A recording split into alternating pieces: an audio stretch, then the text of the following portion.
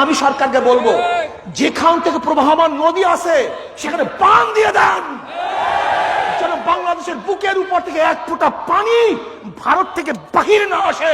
তাহলে দেখবেন কত ধানে কত চাল। বাঁধ দিয়ে দেন, ওদের পানির প্রয়োজন নাই।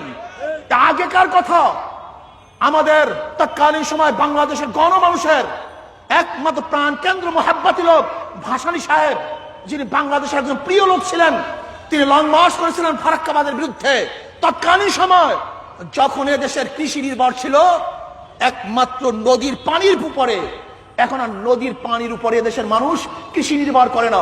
আল্লাহ পাকের মেহেরবানিতে আমরা বর্ষা আসবে, বর্ষার সিজনে আমরা বর্ষা পাবো, পানির লেয়ার যতটুকু চলে যাবে, বর্ষার পানি আমাদের সেতুর লেয়ার বাড়িয়ে দেবে। কাজে আমাদের পানির প্রয়োজন নাই।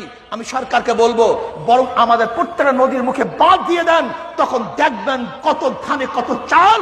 ও আমাকে পায়ে ধরবে, আমার কাছে বাধা মাথা মতো বাধ্য হবে।